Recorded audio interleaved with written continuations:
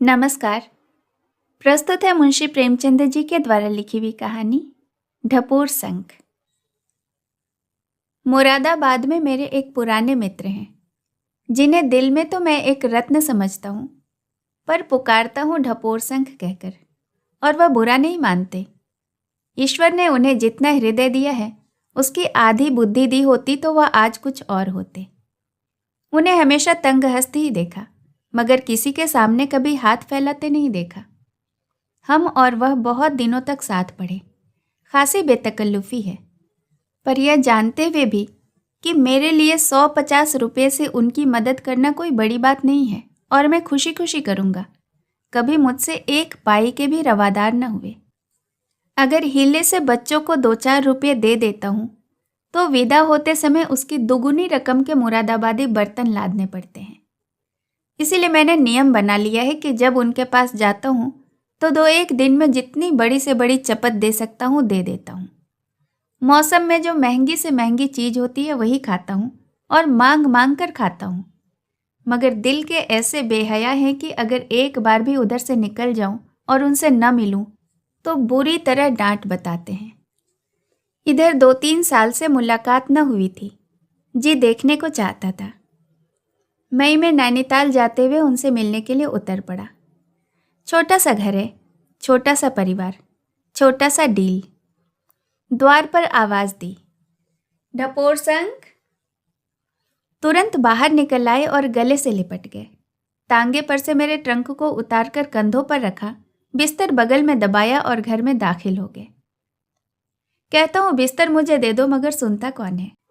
भीतर कदम रखा तो देवी जी के दर्शन हुए। छोटे बच्चे ने आकर प्रणाम किया। बस यही परिवार है। कमरे में गया तो देखा खतों का एक दफ्तर फैला हुआ है। खतों को सुरक्षित रखने की तो इनकी आदत नहीं है। इतने खत किसके हैं? कुतूहल से पूछा कि यह क्या कूड़ा फैला रखा है जी, समेटो। देवी जी मुस्कुरा कर बोली, कूड़ा न कहिए, एक एक पत्र साहित्य का रत्न है। आप तो इधर आए नहीं, इनके नए मित्र पैदा हो गए हैं। यह उन्हीं के कर कमलों के प्रसाद है। ढपोर संख ने अपनी नन्ही नन्ही आंखें सिकोड़ कर कहा, तुम उसके नाम से इतना जलती क्यों हो, मेरी समझ में नहीं आता। अगर तुम्हारे 200-400 रुपये उस पर आते हैं तो उनका देनदार मैं हूँ। वह भी अभी जीता जागता है। किसी को बेईमान क्यों समझती हो? यह क्यों नहीं समझती कि उसे अभी सुविधा नहीं है? और फिर 200-400 रुपये एक मित्र के हाथों डूब ही जाएं तो क्यों रो? माना हम गरीब हैं, 200-400 रुपये हमारे लिए 2-4 लाख से कम नहीं है, लेकिन खाया तो एक मित्र नहीं। देवी जी जितनी रूपवती थी उतनी जबान की तेज। बोली, अगर ऐसों का ही नाम मित्र है तो मैं नहीं समझती कि शत्रु किसे कहते हैं। ढपोर संख ने मेरी तरफ देखा, मानो मुझसे हामी भराने के लिए कहा, औरतों का हृदय बहुत ही संकीर्ण होता है। देवी जी नारी जाति पर यह आक्षेप कैसे सह सकती थी? आंखें तरेर कर बोली, यह क्यों नहीं कहते कि उल्लू बनाकर ले गया, ऊपर से हेकड़ी जताते हो। दाल गिर जाने पर भी अगर तुम्हें सूखा लगे तो कोई आश्चर्य नहीं। मैं जानती हूँ कि रुपया हाथ का मैल है। यह भी समझती हूँ कि जिसके भाग्य में जितना होता है वह उतना ही खाता है, मगर यह कभी न मानूंगी कि वह सज्जन था और आदर्शवादी था और यह था और वह था। साफ साफ क्यों नहीं कहते कि लंपट था, दगाबाज था। बस, मेरा तुमसे कोई झगड़ा नहीं। ढपोर संख ने भी गर्म होकर कहा, मैं यह नहीं मान सकता। देवी जी भी गर्म होकर बोली, तुम्हें मानना पड़ेगा। महाशय जी आ गए हैं, मैं इन्हें पंच बदती हूँ। अगर यह कह दे कि वह सज्जनता का पुतला था, आदर्शवादी था, वीरात्मा था, तो मान लूंगी और फिर उसका नाम न लूंगी। और यदि इनका फैसला मेरे अनुकूल हुआ तो लाला तुम्हें इनको अपना बहनोई बनाना पड़ेगा। मैंने पूछा, मेरी कुछ समझ में नहीं आ रहा है, आप किसका जिक्र कर रही हैं? वह कौन था? देवी जी ने आंखें नचाकर कहा, इन्हीं से पूछो कौन था। इनका बहनोई था। ढपोर संख ने झेप कर कहा, अजय एक साहित्य सेवी था, करुणाकर जोशी। बेचारा विपत्ति का मारा यहाँ आ पड़ा था। उस वक्त तो यह भी उसे भैया भैया कहती थी, हलवा बना बना कर खिलाती थी, उसकी विपत्ति कथा सुनकर टेसवे बहाती थी। और आज दगाबाज है, लंपट है, लबार है। देवी जी ने कहा, वह तुम्हारी खातिर थी, मैं समझती थी कि लेख लिखते हो, व्याख्यान देते हो, साहित्य के मर्मज्ञ बनते हो तो कुछ आदमी भी पहचानते होगे। अब मालूम हो गया कि कलम घिसना और बात है और मनुष्य की नाड़ी पहचानना और बात। मैं इस जोशी का वृतांत सुनने के लिए उत्सुक हो उठा। ढपोर संख तो अपना पचड़ा सुनाने को तैयार थे, मगर देवी जी ने कहा खाने पीने से निवृत्त होकर पंचायत बैठे। मैंने भी इसे स्वीकार कर लिया। देवी जी घर में जाती हुई बोली, तुम्हें कसम है जो अभी जोशी के बारे में एक शब्द भी इनसे कहो, मैं भोजन बनाकर जब तक खिला न लूं तब तक तुम दोनों आदमियों पर दफा 144 है। ढपोर संख ने आंखें मारकर कहा, तुम्हारा नमक खाकर यह तो तुम्हारी तरफदारी करेंगे ही। इस बार देवी जी के कानों में यह जुमला न पड़ा। धीमे स्वर में कहा भी गया था, नहीं तो देवी जी कुछ न कुछ जवाब जरूर देती। देवी जी चूल्हा जला चुकी और ढपोर संख उनकी ओर से निश्चिंत हो गए तो मुझसे बोले, जब तक वह रसोई में है मैं संक्षेप में तुम्हें वह वृतांत सुना दूं। मैंने धर्म की आड़ लेकर कहा, नहीं भाई, मैं तो पंच बनाया गया हूं और इस विषय में कुछ न सुनूंगा, उन्हें भी आ जाने दो। मुझे भय है कि तुम उन्हीं का फैसला कर दोगे और फिर वह मेरे घर में रहना दुभर कर देगी। मैंने ढांढस दिया, या आप कैसे कह सकते हैं कि मैं क्या फैसला करूंगा? मैं तुम्हें जानता जो हूं, तुम्हारी अदालत में औरतों के सामने मर्द कभी नहीं जीत सकता। तो क्या चाहते हो, तुम्हारी डिग्री कर दूं? क्या दोस्ती का इतना भी हक अदा नहीं कर सकते? अच्छा लो, तुम्हारी जीत होगी, चाहे गालियां ही क्यों न मिले। खाते पीते दोपहर हो गई। रात का जागा था, सोने की इच्छा हो रही थी, पर देवी जी कब मानने वाली थी। भोजन करके आ पहुंची। ढपोर संख ने पत्रों का पुलिंदा समेटा और वृतांत सुनाने लगे। देवी जी ने सावधान किया कि एक शब्द भी झूठ बोले तो जुर्माना होगा। ढपोर संख ने गंभीर होकर कहा, झूठ वह बोलता है जिसका पक्ष निर्बल होता है, मुझे तो अपनी विजय का विश्वास है। इसके बाद कथा शुरू हो गई। 2 साल से ज्यादा हुए। एक दिन मेरे पास एक पत्र आया जिसमें साहित्य सेवा के नाते एक ड्रामे की भूमिका लिखने की प्रेरणा की गई थी। करुणाकर का पत्र था। इस साहित्यिक रीति से मेरा उनसे प्रथम परिचय हुआ। साहित्यकारों की इस जमाने में जो दुर्दशा है उसका अनुभव तो कर चुका हूँ और करता रहूँगा, और यदि भूमिका तक बात रहे तो उनकी सेवा करने में पेशो पेश नहीं होता। मैंने तुरंत जवाब दिया कि आप ड्रामा भेज दीजिए। 1 सप्ताह में ड्रामा आ गया, पर अब के पत्र में भूमिका लिखने की नहीं, कोई प्रकाशक ठीक कर देने की प्रार्थना भी की गई थी। मैं प्रकाशकों के झंझट में नहीं पड़ता। 2-1 बार पढ़कर कई मित्रों को जानी दुश्मन बना चुका हूँ। मैंने ड्रामे को पढ़ा, उस पर भूमिका लिखी और हस्तलिपि लौटा दी। ड्रामा मुझे सुंदर मालूम हुआ, इसीलिए भूमिका भी प्रशंसात्मक थी। कितनी ही पुस्तकों की तो भूमिका लिख चुका हूँ, कोई नई बात न थी, पर अब की भूमिका लिखकर पिंड न छूटा। 1 सप्ताह के बाद एक लेख आया कि इसे अपनी पत्रिका में प्रकाशित कर दीजिए। यहाँ मैं यह बता दूं कि ढपोर संख एक पत्रिका के संपादक हैं। इसे गुण कहिए या दोष, मुझे दूसरों पर विश्वास बहुत जल्दी आ जाता है, और जब किसी लेखक का मामला हो तो मेरी विश्वास क्रिया और भी तीव्र हो जाती है। मैं अपने एक मित्र को जानता हूँ जो साहित्यकारों के साये से भी भागते हैं। वह खुद निपुण लेखक हैं, बड़े ही सज्जन हैं, बड़े ही जिंदा दिल। अपनी शादी करके लौटने पर जब जब रास्ते में मुझसे भेंट हुई, कहा आपकी मिठाई रखी हुई है, भिजवा दूंगा, पर वह मिठाई आज तक न आई। हालांकि अब ईश्वर की दया से विवाह तरु में फल भी लग गए हैं, लेकिन खैर, मैं साहित्य सेवियों से इतना चौकन्ना नहीं रहता। इन पत्रों में इतनी विनय, इतना आग्रह, इतनी भक्ति होती थी कि मुझे जोशी से बिना साक्षात्कार के ही स्नेह हो गया। मालूम हुआ वह एक बड़े बाप का बेटा है। घर से इसलिए निर्वासित है कि उसके चाचा दहेज की लंबी रकम लेकर उसका विवाह कराना चाहते थे। यह उसे मंजूर न हुआ। इस पर चाचा ने घर से निकाल दिया। बाप के पास गया, लेकिन बाप आदर्श भ्रातृभक्त। उसने चाचा के फैसले की अपील न सुनी। ऐसी दशा में सिद्धांत का मारा युवक सिवाय घर से निकल भागने के और क्या करता। यूं वन वन के पत्ते तोड़ता, द्वार द्वार ठोकरें खाता वह ग्वालियर आ गया। उस पर मंदाग्नि का रोगी और जीर्ण ज्वर से ग्रस्त। आप ही बतलाइए, ऐसे आदमी से क्या सहानुभूति न होती? फिर जब एक आदमी आपको प्रिय भाई साहब लिखता है, अपने मनोरहस्य आपके सामने खोलकर रखता है, विपत्ति में भी धैर्य और पुरुषार्थ को हाथ से नहीं छोड़ता, कड़े से कड़ा परिश्रम करने को तैयार रहता है, तो यदि आप में सौजन्य का अणु मात्र भी है तो आप उसकी मदद तो जरूर करेंगे। अच्छा, अब फिर ड्रामे की तरफ आते हैं। कई दिनों बाद जोशी का पत्र प्रयाग से आया। वह वहां के एक मासिक पत्रिका के संपादकीय भाग में नौकर हो गया था। यह पत्र पाकर मुझे कितना संतोष और आनंद हुआ यह नहीं कह सकता। कितना उद्यमशील आदमी है, उसके प्रति मेरा स्नेह और भी प्रगाढ़ हो गया। पत्रिका का स्वामी संपादक सख्ती से पेश आता था। जरा सी देर हो जाने पर दिन भर की मजदूरी काट लेता था, बात बात पर घुड़कियां जमाता था। पर यह सत्याग्रही वीर सब कुछ सहकर भी अपने काम में लगा रहता था। अपना भविष्य बनाने का ऐसा अवसर पाकर वह उसे कैसे छोड़ देता? यह सारी बातें स्नेह और विश्वास को बढ़ाने वाली थी। एक आदमी को कठिनाइयों का सामना करते देख किसे उससे प्रेम न होगा, किसे गर्व न होगा। प्रयाग में वह ज्यादा नहीं ठहर सका। उसने मुझे लिखा, मैं सब कुछ झेलने को तैयार हूँ, भूखों मरने को तैयार हूँ, पर आत्मसम्मान में दाग नहीं लगा सकता, कुवचन नहीं सह सकता।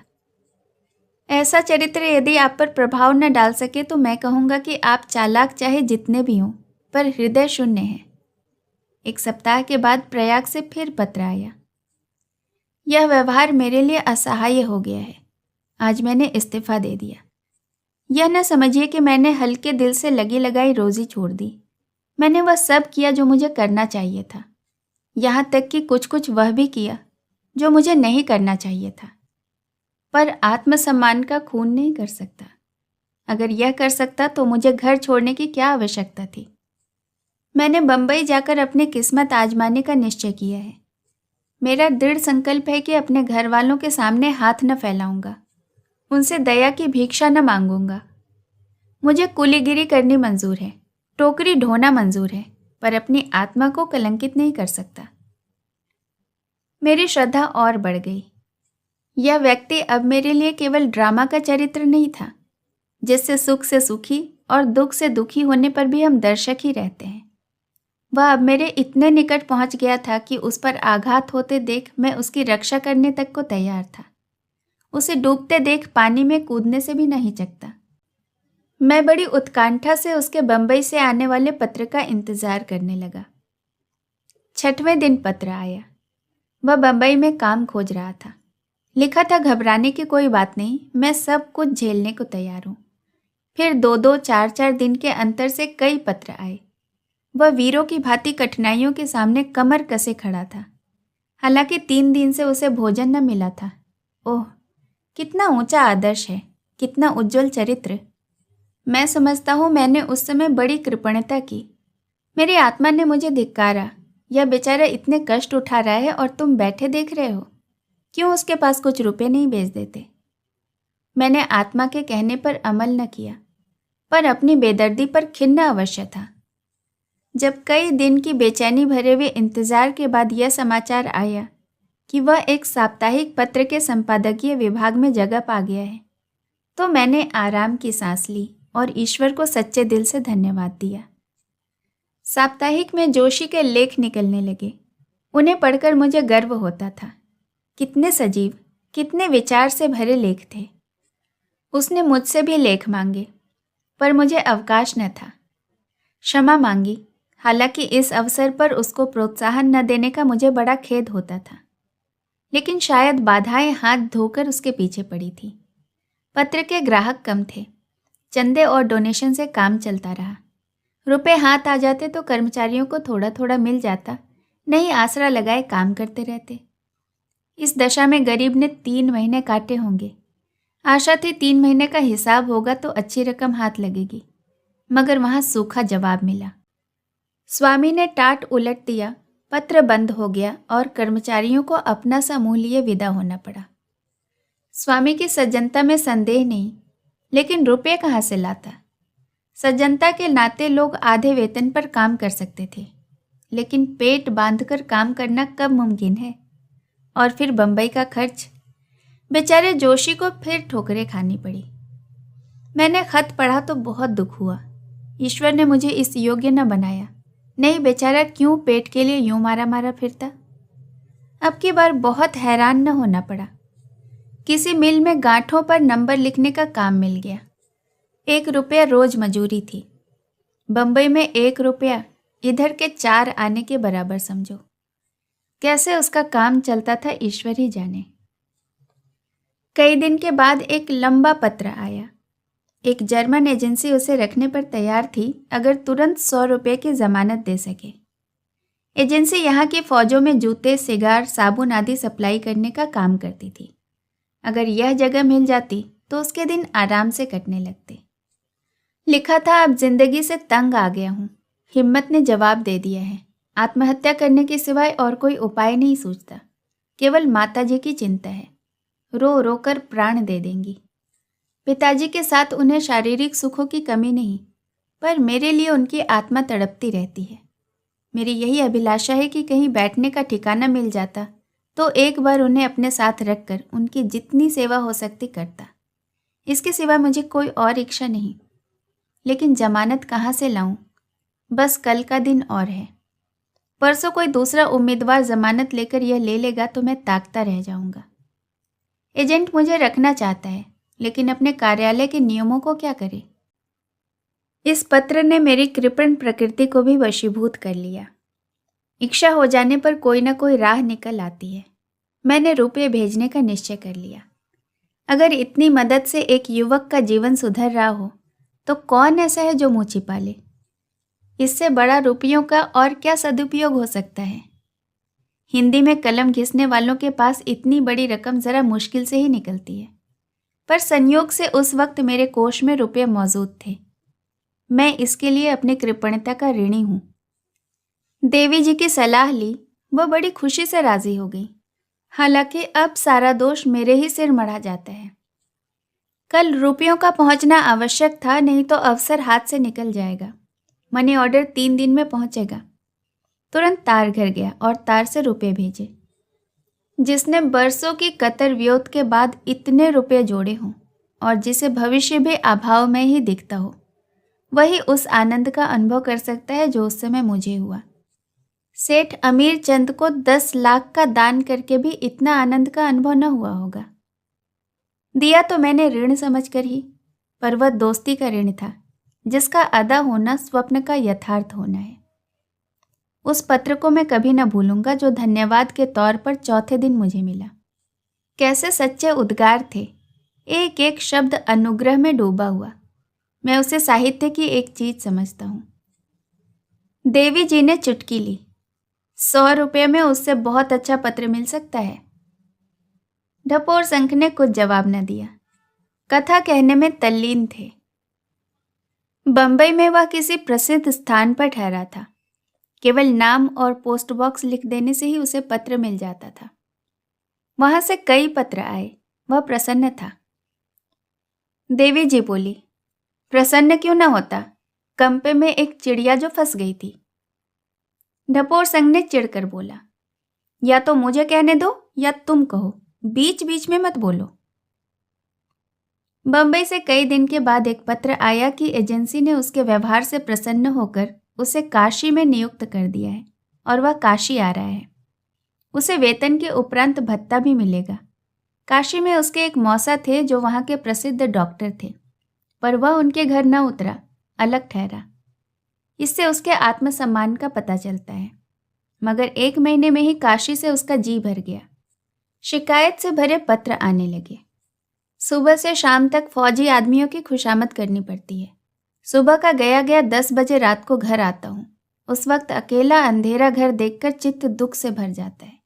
किससे बोलूँ, किससे हंसूं? बाजार की पूरियां खाते खाते तंग आ गया हूँ।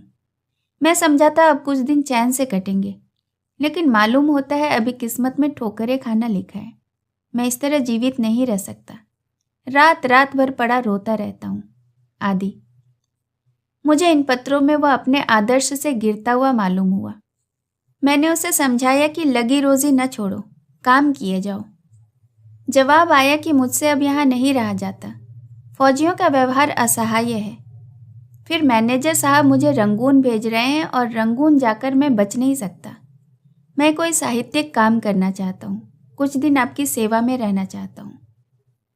मैं इस पत्र का जवाब देने ही जा रहा था कि फिर से एक पत्र आया। मैं कल देहरादून एक्सप्रेस से आ रहा हूँ। और दूसरे दिन वह आ पहुँचा। दुबला सा आदमी, सांवला रंग, लंबा मुंह, बड़ी बड़ी आंखें, अंग्रेजी वेश, साथ में कई चमड़े के ट्रंक, एक सूटकेस, एक होलडाल। मैं तो उसका ठाठ देखकर दंग रह गया। देवी जी ने टिप्पणी की, फिर भी तो नचेते। मैंने समझा था गाढ़े का कुर्ता, चप्पल, ज्यादा से ज्यादा फाउंटेन पेन वाला आदमी होगा, मगर यह महाशय तो पूरे साहब बहादुर निकले। मुझे इस छोटे से घर में उन्हें ठहराते हुए संकोच हुआ। देवी जी से बिना बोले न रहा गया। आते ही श्री चरणों पर सिर तो रख दिया, अब और क्या चाहते थे। ढपोर संघ अब की मुस्कुराए। देखो श्यामा, बीच बीच में टोको मत। अदालत की प्रतिष्ठा यही कहती है कि अभी चुपचाप सुनती जाओ। जब तुम्हारी बारी आए तो जो चाहे कहना। फिर सिलसिला शुरू हुआ। तो दुबला पतला मगर बड़ा फुर्तीला, बातचीत में बड़ा चतुर, एक जुमला अंग्रेजी का बोलता, दूसरा हिंदी, और अंग्रेजी हिंदी की खिचड़ी, जैसे आप जैसे सभ्य लोग बोलते हैं। बातचीत शुरू हुई। आपके दर्शनों की बड़ी इच्छा थी। मैंने जैसा अनुमान किया था वैसा ही आपको देखा। बस अब मालूम हो रहा है कि मैं भी आदमी हूं। इतने दिनों तक तो कैदी था। मैंने कहा, तो क्या इस्तीफा दे दिया? नहीं, अभी तो छुट्टी लेकर आया हूं। अभी इस महीने का वेतन भी नहीं मिला। मैंने लिख दिया है कि यहाँ के पते से भेज दें। नौकरी तो अच्छी है मगर काम बहुत करना पड़ता है और मुझे कुछ लिखने का अवसर ही नहीं मिलता। खैर, रात को मैंने उन्हें इसी कमरे में सुलाया। दूसरे दिन यहाँ के एक होटल में प्रबंध कर दिया। होटल वाले पेशगी रुपये लेते हैं। जोशी के पास रुपये न थे। मुझे 30 रुपये देने पड़े। मैंने समझा कि इसका वेतन तो आता ही होगा, ले लूँगा।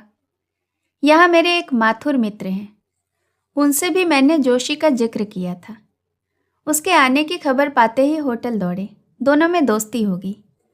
जोशी 2-3 बार दिन में, एक बार रात को ज़रूर आते और खूब बातें करते।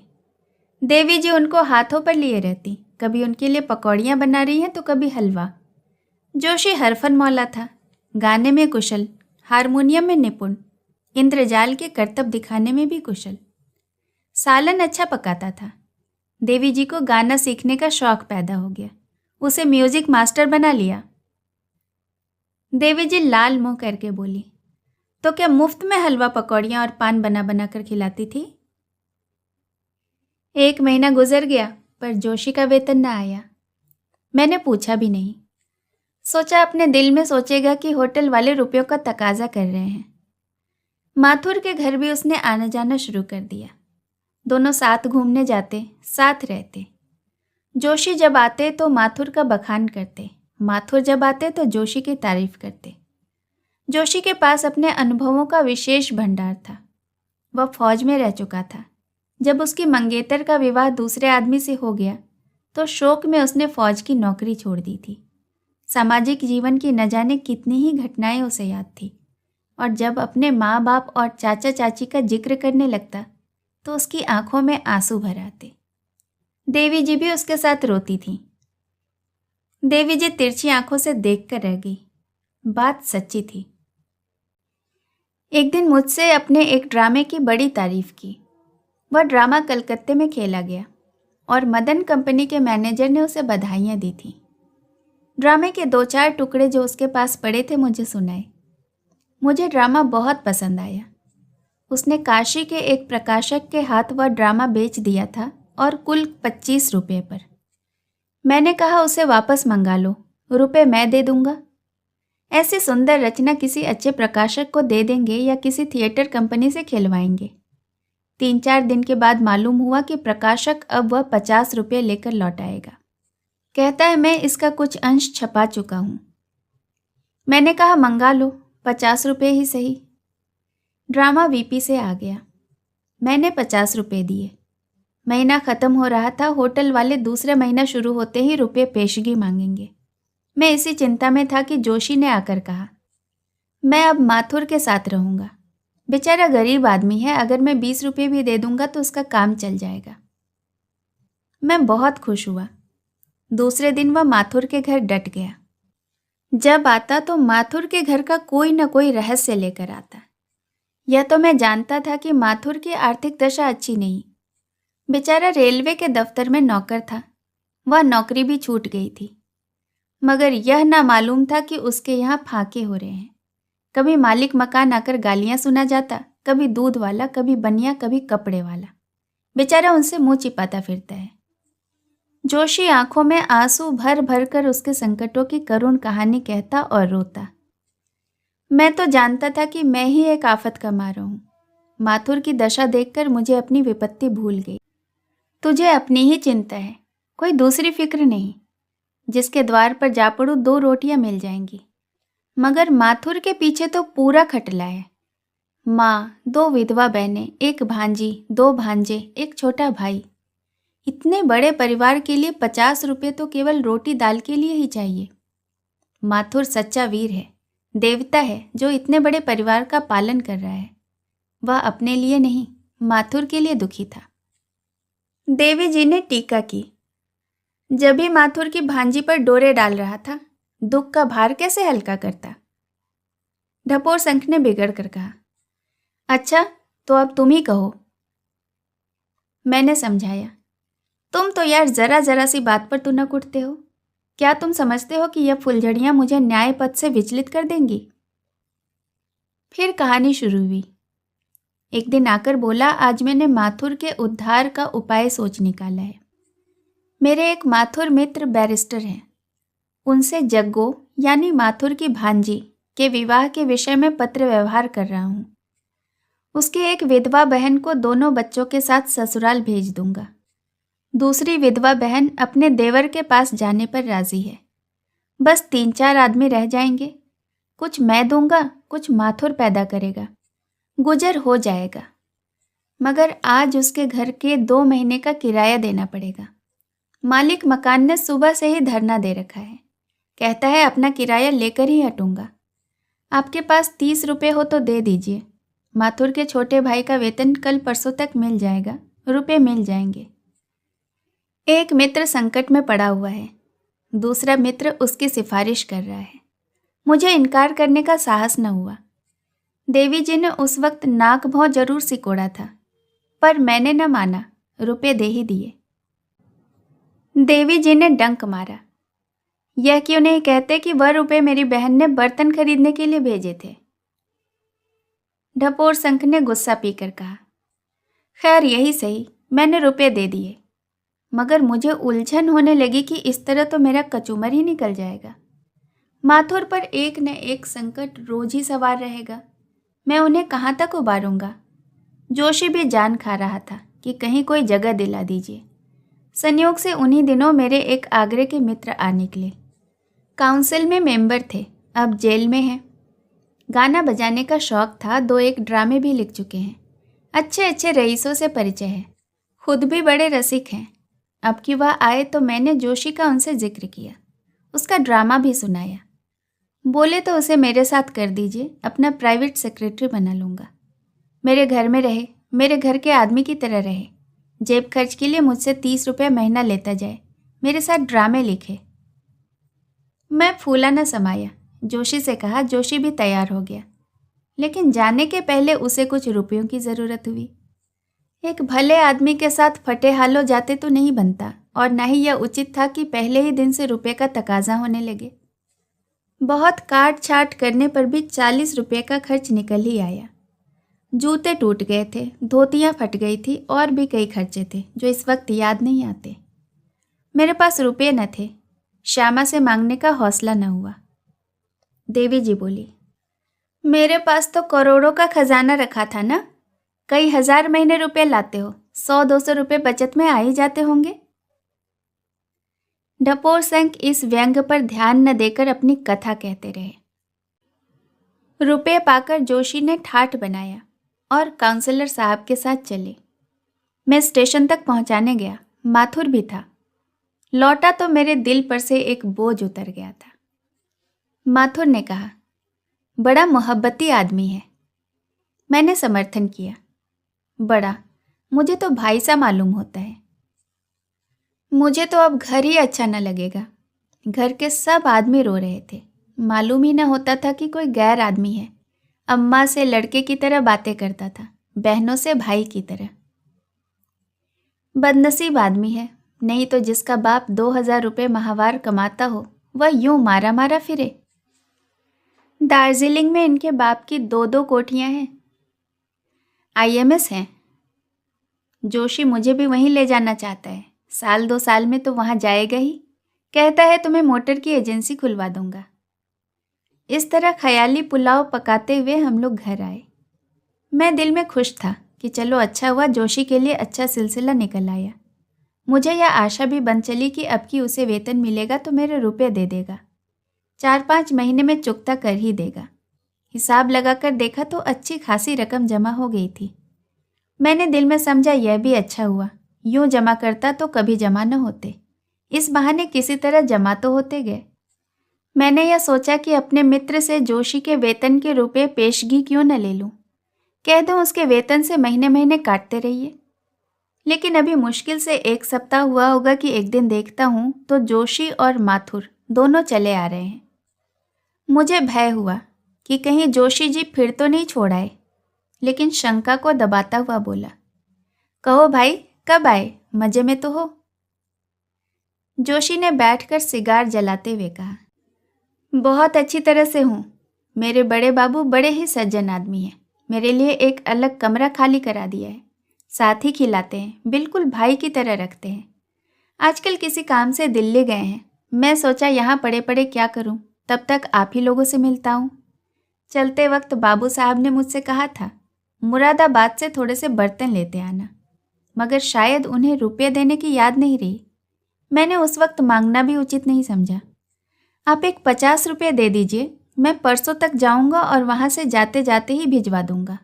आप तो जानते हैं कि रुपये के मामले में वे कितने खरे हैं। मैंने जरा रुखाई के साथ कहा, रुपये तो इस वक्त मेरे पास नहीं है। देवी जी ने टिप्पणी की, क्यों झूठ बोलते हो? तुमने रुखाई से कहा था कि रुपये तुम्हारे पास नहीं है? ढपोर शंख ने पूछा, और क्या चिकनाई के साथ कहा था? देवी जी, तो फिर हंसकर रुपये क्यों दिए थे, बड़े आए रुखाई करने वाले? ढपोर शंख, अच्छा साहब, मैंने हंसकर रुपये दे दिए। अब तो खुश हुई? तो भाई मुझे तो बुरा लगा, लेकिन अपने सज्जन मित्र का वास्ता था। मेरे ऊपर बेचारे बड़ी कृपा रखते हैं। मेरे पास पत्रिका का कागज खरीदने के लिए 50 रुपये रखे हुए थे। मैंने वही जोशी को दे दिए। शाम को माथुर ने आकर कहा, जोशी तो चले गए, कहते थे बाबू साहब का तार आ गया है। बड़ा उदार आदमी है, मालूम ही नहीं होता कोई बाहरी आदमी है। स्वभाव भी बालकों का सा है। भांजी की शादी तय करने को कहते थे। लेन देन का तो कोई जिक्र ही नहीं है, पर कुछ नज़र तो देनी ही पड़ेगी। बैरिस्टर साहब जिनसे विवाह हो रहा है दिल्ली के रहने वाले हैं, उनके पास जाकर नज़र देनी होगी। जोशी जी चले जाएंगे, आज मैंने रुपये भी दे दिए हैं। चलिए। एक बड़ी चिंता सिर से टली। मैंने पूछा, रुपये तो तुम्हारे पास न होंगे? माथुर ने कहा, रुपये कहाँ थे साहब, एक महाजन से स्टाम्प लिख कर लिए, 200 रुपये सैकड़े सूद पर। देवी जी ने क्रोध भरे स्वर में कहा, मैं तो उस दुष्ट को पा जाऊं तो मुंह नोच लूं। पिशाच ने इस गरीब को भी न छोड़ा। ढपोर शंख बोला, यह क्रोध तो अब आ रहा है ना, तब तो आप भी समझती थी कि जोशी जी दया और धर्म का पुतला है। देवी जी ने विरोध किया, मैंने उसे पुतला पुतली कभी नहीं समझा। हाँ, तुम्हारी तकलीफों के भुलावे में जरूर पड़ जाती थी। ढपोर शंख, तो साहब इस तरह कोई 2 महीने गुजरे। इस बीच में भी जोशी जी 2-3 बार आए, मगर मुझसे कुछ मांगे नहीं। हाँ, अपने बाबू साहब के संबंध में तरह तरह की बातें की, जिनसे मुझे 2-4 गल्प लिखने की सामग्री मिल गई। मई का महीना था। एक दिन प्रातःकाल जोशी जी आ पहुँचे। मैंने पूछा तो मालूम हुआ उनके बाबू साहब नैनीताल चले गए हैं। इन्हें भी लिए जाते थे, पर उन्होंने हम लोगों के साथ यहाँ रहना अच्छा समझा और यहाँ चले आए। देवी जी ने फुलझड़ी छोड़ी। कितना त्यागी था बेचारा, नैनीताल की बहार छोड़कर यहाँ गर्मी में प्राण देने आया। ढपोर संख ने इसकी ओर कुछ ध्यान न देकर कहा। मैंने पूछा कोई नई बात तो नहीं हुई वहां? जोशी ने हंसकर कहा, भाग्य में तो नई नई विपत्तियां लिखी हैं, उनसे कैसे जान बच सकती है। अब की भी एक नई विपत्ति आ पड़ी। यह कहिए कि आपका आशीर्वाद था कि जान बच गई, नहीं तो अब तक जमुना जी में बहा चला जा रहा होता। एक दिन जमुना किनारे सैर करने चला गया। वहां तैराकी का मैच हो रहा था। बहुत से आदमी तमाशा देखने आए हुए थे। मैं भी एक जगह खड़ा होकर तमाशा देखने लगा। मुझसे थोड़ी सी दूर पर एक महाशय एक युवती के साथ खड़े थे। मैंने बातचीत की तो मालूम हुआ मेरी ही बिरादरी के हैं। यह भी मालूम हुआ कि मेरे पिता और चाचा दोनों से ही उनका परिचय है। मुझसे स्नेह की बातें करने लगे कि तुम्हें इस तरह ठोकरें खाते तो बहुत दिन हो गए, क्यों नहीं वापस चले जाते अपने माँ बाप के पास। माना कि उनका लोक व्यवहार तुम्हें नहीं पसंद, लेकिन माता पिता का पुत्र पर कुछ न कुछ अधिकार तो होता है। तुम्हारी माताजी को कितना दुख हो रहा होगा। सहसा एक युवक किसी तरफ से आ निकला और वृद्ध महाशय तथा युवती को देखकर बोला, आपको शर्म नहीं आती? आप अपनी युवती कन्या को इस तरह मेले में लिए खड़े हैं। वृद्ध महाशय का मुंह जरा सा निकल आया और युवती तुरंत घूंघट निकालकर पीछे हट गई। मालूम हुआ कि उसका विवाह इसी युवक से ठहरा हुआ है। वृद्ध उदार सामाजिक विचारों के आदमी थे, पर्दे के कायल न थे। युवक वय में युवक होकर भी खूसट विचारों का आदमी था, पर्दे का कट्टर पक्षपाती। वृद्ध थोड़ी देर तक तो अपराधी भाव से बातें करते रहे, पर युवक प्रति क्षण गर्म होता जाता था। आखिर बूढ़े बाबा भी तेज हुए। युवक ने आंखें निकालकर कहा, मैं ऐसी निर्लज्जा से विवाह करना अपने लिए अपमान की बात समझता हूँ। वृद्ध ने क्रोध से कांपते हुए स्वर में कहा, और मैं तुम जैसे लंपट से अपनी कन्या का विवाह कराना लज्जा की बात समझता हूँ। युवक ने क्रोध के आवेश में वृद्ध का हाथ पकड़कर धक्का दिया। बातों से न जीतकर अब वह हाथों से काम लेना चाहता था। वृद्ध धक्का खाकर गिर पड़े। मैंने लपक कर उन्हें उठाया और युवक को डांटा। वह वृद्ध को छोड़कर मुझसे लिपट गया। मैं कोई कुश्तीबाज तो हूँ नहीं, वह लड़ना जानता था। मुझे उसने बात ही बात में गिरा दिया और मेरा गला दबाने लगा। कई आदमी जमा हो गए। जब तक कुश्ती होती रही लोग कुश्ती का आनंद उठाते रहे, लेकिन जब देखा मामला संगीन हुआ जाता है तो तुरंत बीच बचाव कर दिया। युवक बूढ़े बाबा से जाते जाते कह गया, तुम अपनी लड़की को वेश्या बनाकर बाजार में घुमाना चाहते हो तो अच्छी तरह घुमाओ, मुझे अब उससे विवाह नहीं करना। वृद्ध चुपचाप खड़े थे और युवती रो रही थी। भाई साहब, मुझसे न रहा गया। मैंने कहा, महाशय आप मेरे पिता के तुल्य हैं और मुझे जानते हैं। यदि आप मुझे इस योग्य समझे तो मैं इन देवी जी को अपनी हृदयेश्वरी बनाकर अपने आप को धन्य समझूंगा। मैं जिस दशा में हूँ आप देख ही रहे हैं। संभव है मेरा जीवन इसी तरह कट जाए, लेकिन श्रद्धा, सेवा और प्रेम यदि जीवन को सुखी बना सकता है तो मुझे विश्वास है कि देवी के प्रति मुझ में इन भावों की कमी न रहेगी। बूढ़े बाबा ने गदगद होकर मुझे कंठ से लगा लिया। उसी क्षण मुझे अपने घर ले गए, भोजन कराया और विवाह का शगुन कर दिया। मैं एक बार युवती से मिलकर उसकी सहमति लेना चाहता था। बूढ़े बाबा ने मुझे उसकी सहर्ष अनुमति दे दी। युवती से मिलकर मुझे ज्ञात हुआ कि वह रमणियों में रत्न है। मैं उसकी बुद्धिमत्ता को देखकर चकित हो गया। मैंने अपने मन में जिस सुंदरी की कल्पना की थी वह उससे हूबहू मिलती है। मुझे उतनी ही देर में विश्वास हो गया कि मेरा जीवन उसके साथ सुखी होगा। मुझे अब आशीर्वाद दीजिए। युवती आपकी पत्रिका बराबर पढ़ती है और आपसे उसकी बड़ी श्रद्धा है। जून में विवाह होना निश्चय हुआ है। मैंने स्पष्ट कह दिया है कि मैं जेवर कपड़े नाम मात्र को लाऊंगा और ना ही कोई धूमधाम करूंगा। वृद्ध ने कहा, मैं तो स्वयं ही यही कहने वाला था। मैं कोई तैयारी नहीं चाहता, ना ही धूमधाम की मुझे इच्छा है।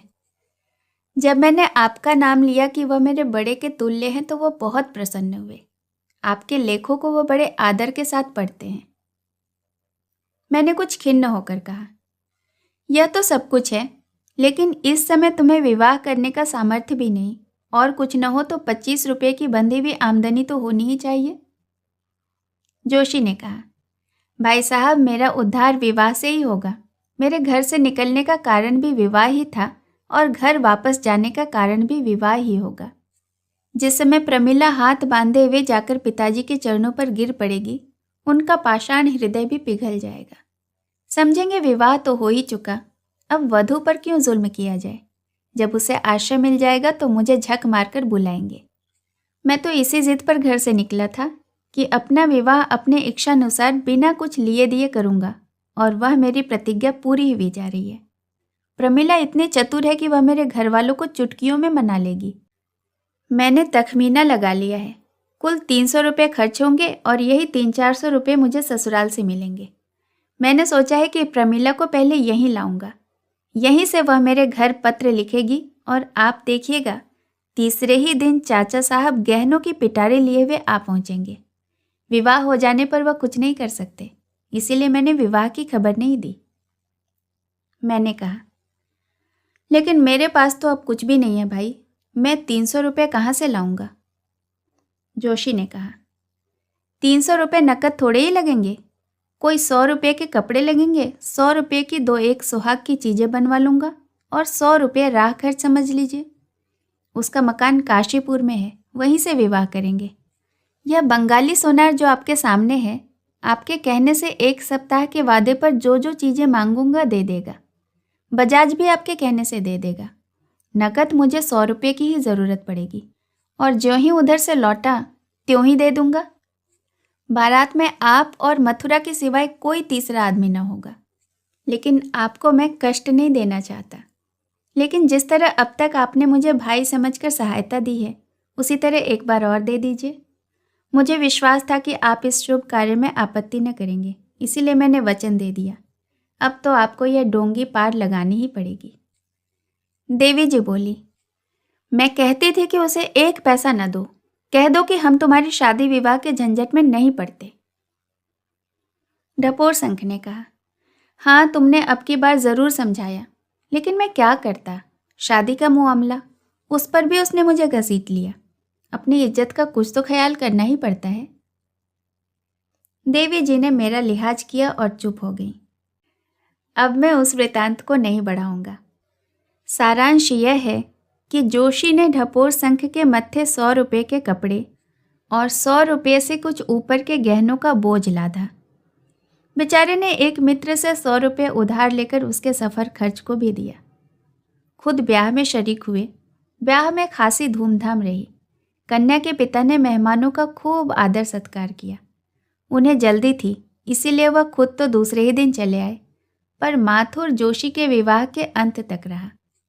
ढपोर संख को आशा थी कि जोशी ससुराल के रुपए पाते ही माथुर के हाथों भेज देगा या खुद लेता आएगा, मगर माथुर भी दूसरे दिन आ गए खाली हाथ, और यह खबर लाए कि जोशी को ससुराल में कुछ भी हाथ न लगा। माथुर से उन्हें अब यह मालूम हुआ कि लड़की से जमुना तट पर मिलने की बात सर्वथा निर्मूल थी। इस लड़की से जोशी बहुत दिनों तक पत्र व्यवहार करता रहा। फिर तो ढपोर संख के कान खड़े हो गए। माथुर से पूछा, अच्छा, यह बिल्कुल कल्पना थी उसकी? माथुर, जी हाँ। ढपोर संख, अच्छा, तुम्हारी भांजी के विवाह का क्या हुआ? माथुर, अभी तो कुछ नहीं हुआ। ढपोर संख, मगर जोशी ने कई महीने तक तुम्हारी सहायता तो खूब की। माथुर, मेरी सहायता वह क्या करता? हाँ, 2 जून का भोजन भले ही कर लेता था। ढपोर संख, तुम्हारे नाम पर उसने मुझसे जो रुपये लिए थे वह तो तुम्हें दिए होंगे। माथुर, क्या मेरे नाम पर भी रुपये लिए थे? ढपोर संख, हाँ भाई, तुम्हारे घर का किराया देने के लिए तो ले गया था। माथुर, सरासर बेईमानी। मुझे उसने एक भी पैसा नहीं दिया, उल्टे एक और महाजन से मेरे नाम पर 100 रुपये का स्टाम्प लिखकर रुपये ले लिए। मैं क्या जानता था कि धोखा दे रहा है। संयोग से उसी वक्त आगरे से वह सज्जन आ गए जिनके पास जोशी कुछ दिनों रहा था। उन्होंने माथुर को देखकर पूछा, अच्छा, आप अभी जिंदा हैं? जोशी ने तो कहा था कि माथुर मर गया। माथुर ने हंसकर कहा, मेरे तो सिर में भी दर्द नहीं हुआ। ढपोर संख ने पूछा, अच्छा, आपके मुरादाबादी बर्तन तो पहुंच गए? आगरा निवासी मित्र ने कुतूहल से पूछा, कैसे मुरादाबादी बर्तन? वही जो आपने जोशी के मार्फत मंगवाए थे। मैंने तो कोई चीज उसकी मार्फत नहीं मंगवाई। मुझे जरूरत होती तो सीधा आपको न लिखता। माथुर ने हंसकर कहा, तो यह भी रुपये उसने हजम कर लिए। आगरा निवासी मित्र बोले, मुझसे भी तो तुम्हारी मृत्यु के बहाने 100 रुपये लाया था। यह तो एक ही जालिया निकला। उफ, कितना बड़ा चकमा दिया है इसने। जिंदगी में पहला ही यह मौका है कि मैं यूं बेवकूफ़ बना। बच्चे को पा जाऊं तो 3 साल के लिए जेल भिजवाऊं। कहाँ है आजकल? मथुरा ने कहा, अभी तो ससुराल में है। ढपोर संख का वृतांत समाप्त हो गया। जोशी ने उन्हीं को नहीं, माथुर जैसे गरीब, आगरा निवासी जैसे घाघ को भी उल्टे छुरे से मोड़ा, और अगर भंडा न फूट गया होता तो अभी न जाने कितने दिनों तक मोड़ता। उसकी इस मौलिक चालों पर मैं मुग्ध हो गया। बेशक अपने फन का उस्ताद, छटा हुआ गुर्गा। देवी जी बोली, सुन ली आपने कथा? मैंने डरते डरते कहा, हाँ, सुन तो ली। अच्छा, तो अब आपका फैसला क्या है? इन्होंने घोंघापन किया या नहीं? जिस आदमी को एक एक पैसे के लिए दूसरे का मुंह ताकना पड़े, वह घर के 500-600 रुपये इस तरह उड़ा दे, इसे आप उसकी सज्जनता कहेंगे या बेवकूफ़ी? अगर इन्होंने यह समझकर रुपये दिए होते कि पानी में फेंक रहा हूँ तो मुझे कोई आपत्ति न थी, मगर यह बराबर इस धोखे में रहे और मुझे भी उसी धोखे में डालते रहे कि वह घर का मालदार है और मेरे सब रुपये ही न लौटा देगा, बल्कि और भी कितने सलूक करेगा। जिसका बाप 2000 रुपये महीना पाता हो, जिसके चाचा की आमदनी 1000 मासिक हो और 1 लाख की जायदाद घर में हो, वह और कुछ नहीं तो यूरोप की सैर तो एक बार करा ही सकता था। मैं अगर कभी मना भी करती तो आप बिगड़ जाते थे और उदारता का उपदेश देने लगते थे। यह मैं स्वीकार करती हूँ कि शुरू में मैं भी धोखे में आ गई थी, मगर पीछे से मुझे इस पर संदेह होने लगा था, और विवाह के समय तो मैंने जोर देकर कहा था कि अब की 1 पाई भी न दूंगी। पूछिए, झूठ कहती हूँ या सच? फिर भी अगर मुझे धोखा हुआ तो मैं एक घर में रहने वाली स्त्री हूँ। मेरे धोखे में आ जाना क्षम्य है, मगर यह जो लेखक और विचारक और उपदेशक बनते हैं, यह क्यों धोखे में आ गए? और जब मैं इन्हें समझाती थी तो यह क्यों अपने को बुद्धिमत्ता का अवतार समझकर मेरी उपेक्षा करते थे? देखिए, रू रियायत न कीजिएगा, नहीं मैं बुरी तरह से खबर लूँगी। मैं निष्पक्ष न्याय चाहती हूँ। ढपोर संख ने दर्दनाक आंखों से मेरी तरफ देखा, जो मानो भिक्षा मांग रही थी। उसी के साथ देवी जी की आग्रह, आदेश और गर्व से भरी हुई आंखें मेरी तरफ ताक रही थी। एक को अपनी हार का विश्वास था, दूसरे को अपनी जीत का। एक रियायत चाहती थी, दूसरी सच्चा न्याय। मैंने कृत्रिम गंभीरता के साथ अपना निर्णय सुनाया। मेरे मित्र ने कुछ भावुकता से अवश्य काम लिया है, पर उनकी सज्जनता निर्विवाद है। ढपोर संख उछल पड़े और मेरे गले से लिपट गए। देवी जी ने सगर्व नेत्रों से देखकर कहा, यह तो मैं जानती ही थी। चोर चोर मौसेरे भाई ही होंगे। तुम दोनों एक ही थाली के चट्टे बट्टे हो। अब तक रुपये में 1 पाई मर्दों का विश्वास था, आज तुमने वह भी उठा दिया। आज निश्चय हुआ कि पुरुष छली, कपटी, विश्वासघाती और स्वार्थी होते हैं। मैं इस निर्णय को नहीं मानती। मुफ्त में ईमान बिगाड़ना इसी को कहते हैं। भला मेरा पक्ष लेते तो अच्छा भोजन मिलता, उनका पक्ष लेकर आपको सड़े सिगरेटों के अलावे और क्या हाथ लगेगा? खैर, हांडी गई, कुत्ते की जात तो पहचानी गई। उस दिन से 2-3 बार देवी जी से भेंट हो चुकी है और वही फटकार सुननी पड़ी है। वह न क्षमा चाहती हैं, न क्षमा कर सकती हैं। कहानी में अंत तक मेरे साथ बने रहने के लिए आपका बहुत बहुत धन्यवाद। दोस्तों, कहानी अच्छी लगी हो तो इसे एक लाइक कर दीजिए और इसे अपने दोस्तों और मित्रों के साथ शेयर कीजिए। और ऐसी ही ढेरों कहानियाँ सुनने के लिए आप मेरे चैनल को भी सब्सक्राइब कर सकते हैं और इसके साथ लगे बेल आइकन को प्रेस करने से मेरे द्वारा अपलोड की हुई कहानियों का नोटिफिकेशन आपको मिलता रहेगा। ये कहानी आपको कैसे लगी? आपके कमेंट का मुझे इंतज़ार रहेगा। अपना ध्यान रखिए, स्वस्थ रहिए, खुश रहिए और खुशियाँ फैलाइए। नमस्कार।